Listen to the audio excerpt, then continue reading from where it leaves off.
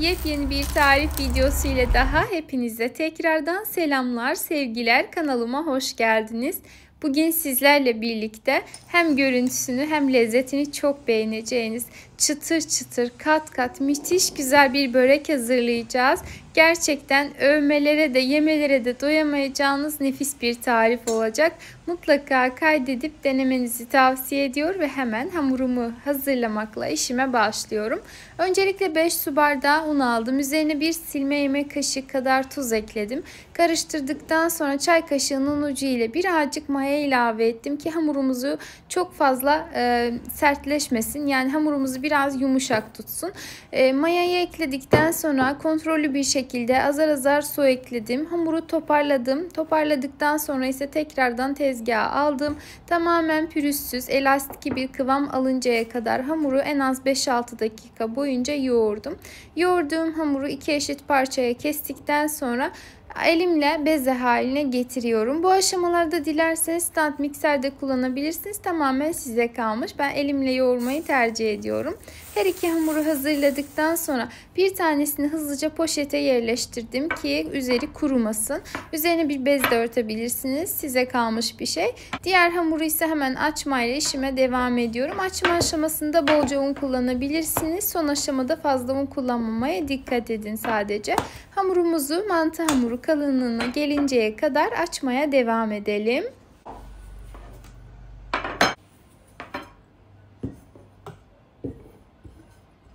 Ve hamurumuzu yeteri incelikte açtıktan sonra hemen bir kenara alalım. Hızlıca diğer hamurumuzu da aynı şekilde açmaya başlayalım. Bu aşamayı da hemen hızlı bir şekilde gösteriyorum. Bu arada eğer videomu buraya kadar izlediyseniz beni hangi ülke veya şehirlerden izlediğinizi yoruma yazarsanız çok sevinirim. Şimdiden değerli yorum ve beğenileriniz için hepinize ayrı ayrılıkta teşekkür ediyorum. Hemen açtığım hamurun üzerine oda ısısında yumuşamış tereyağını sürüyorum. Yumuşamış olsun özellikle dedim, ben böyle gezdirdim ama bayağı bir yumuşaktı. Yani tamamen erimiş ve sıcak bir tereyağı değildi. Tereyağınızın sıcak olmamasına özellikle dikkat edin ki hamurun içerisine geçmesin. Bir katman oluştursun. Bu gerçekten çok önemli. Yine ikinci hamur üzerine koyduktan sonra tekrardan üzerini güzelce yağlayalım. Toplamda 100 gram kadar yağ kullandım.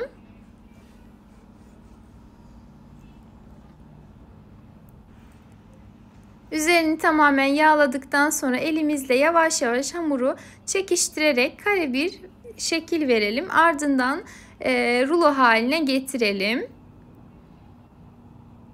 Rulo yaparken de dikkatli olalım. Her tarafın eşit olmasına dikkat edersek daha sonrasında şekil de bozulmaz ve yaptığımız börekler de eşit ölçülerde hazırlanmış olur.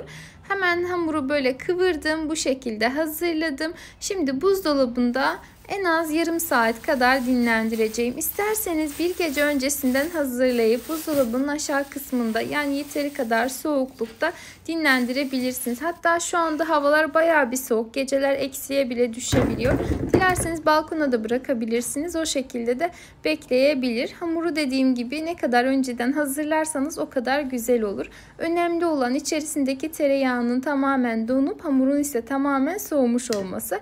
Ben diğer taraftan gördüğünüz üzere artık geçtim iç harcını hazırlamaya. Patatesleri önceden haşlamıştım, ezdim. Üzerine biraz tuz ekledim ve bayatlamaması için o bekledikte böreğin içerisinden hani patatesin bayat tadı gelir ya, o tadın gelmemesi için biraz süt ekledim. Bir yemek kaşığı tereyağı ilave ettim ve tekrardan karıştırarak iç harcımı hazırladım.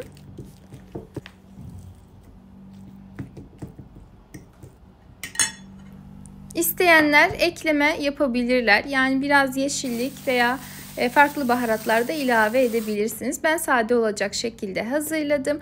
Bu arada hamurum da artık yeteri kadar dinlenmiş. Gördüğünüz gibi yeterince soğumuş. Hemen eşit ölçülerde kesmekle işime devam ediyorum. 3 parmak aralıklı olacak şekilde kesmeniz yeterli olacaktır.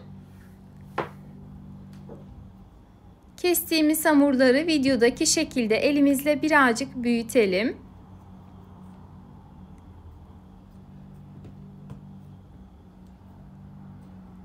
Üzerlerinden bastırıp şekil verdikten sonra hemen tepsinin üzerine yerleştirelim. Üzerleri Genellikle kurumaz, yağlı bir hamur olduğu için ve soğuk olduğu için, ancak yine de bekleme aşamasında herhangi bir sorun oluşmaması adına üzerine bir bez veya poşet kapatabilirsiniz. Bu şekilde bir kenara aldım. Hamurlardan bir tanesini tekrardan tezgaha aldım. Üzerine çok az miktarda un ilavesi yaptım. Yani elimi unladım, bu şekilde aynı videodaki gibi yaptım. Çok fazla una gelmez, kesinlikle tavsiye etmiyorum. Hamur yapışıyor olsa bile videodaki gibi çok fazla un kullanmamaya dikkat edin lütfen ki katları belirgin olsun. Hemen bir tanesini yine tekrardan açtığım hamurlardan aldım. Orta kısmından başlayarak bir pizza ruleti yardımıyla çizik attım. Üzerine iç harcını yerleştirdim ve videodaki şekilde sarıyorum. Pişerken içindeki dolgunun dışarıya taşmaması adına alt kısmına ince bir şekilde böyle elimizle dikiş atar gibi kapatalım. Ama çok fazla hamurların tamamen birbirine birleşmesini sağlamayalım ki daha sonrasında pişerken sıkıntı olmasın. Katları belirgin, güzel bir hamur olmuş olsun. Gördüğünüz gibi şöyle tomurcuk şeklinde bir hamur elde etmiş olduk. Bu şekliyle bu tarifi ilk kez sanırım benim kanalımda gördünüz. Ben daha önce hiçbir yerde görmedim. Farklı fikirleri bir araya getirerek ortaya değişik bir şeyler çıkarmayı gerçekten çok seviyorum. Umarım siz de hem şeklini hem tarifimi çok beğenirsiniz. Eğer beğendiyseniz lütfen şimdiden videoma bir like atmayı, beğenmeyi unutmayın. Sevdiklerinizle de paylaşın ki daha fazla kişiye erişebilelim. Hemen bir tanesini daha hazırladım. Gördüğünüz gibi gerçekten şekil vermesi çok basit. Hamuru hazırlamak da basit. Tek tek uzun süre açmıyoruz. Katlayıp dolaba kaldırıyoruz. Başta da söylediğim gibi dilerseniz hamurunuzu bir gün öncesinden, 2 gün öncesinden bile hazırlayabilirsiniz. Hatta hamuru buzluğa bırakıp dilediğinizde, hazırlamak istediğinizde buzluktan çıkartıp o şekilde biraz çözünmesini bekleyip ardından dilediğiniz zaman şekil vererek fırınlayabilirsiniz. Tamamen size kalmış. Ben tamamını bu şekilde hazırladım, şekil verdim. Hemen hızlıca yağlı fırın kağıdı serilmiş fırın tepsisinin üzerine dizdim. Üzerlerine sadece tereyağı ve sıvı yağ karışımını sürüyorum. Burada da dikkat etmeniz en önemli püf noktalardan bir tanesi mutlaka tereyağını ayransız kullanmanız. Aksi takdirde üzerinde yanıklar oluşabilir. Süs olsun diye de baş kısımlarını, yani uç kısımlarına da şöyle birazcık kavrulmuş susam gezdirdim. Sizler dilediğiniz şekilde süsleyebilirsiniz. Ve hazır olan böreklerimizi önceden ısıtılmış 180 derece fırında pişmeye gönderdim.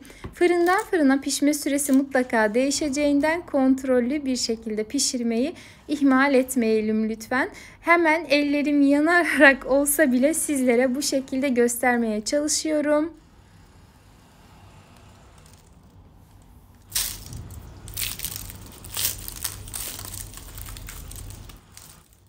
Hemen bir doku testi de uyguladık. Gördüğünüz gibi lezzeti de gerçekten görüntüsü kadar vardı. Mutlaka kaydedip deneyin. Denedikten sonra ise yorum yazmayı unutmayın. Yeni videolu tariflerim için kanalıma tamamen ücretsiz şekilde abone olarak bildirimleri açmanız yeterli. Tekrardan görüşmek ümidiyle. Kendinize çok iyi bakın. Allah'a emanet olun.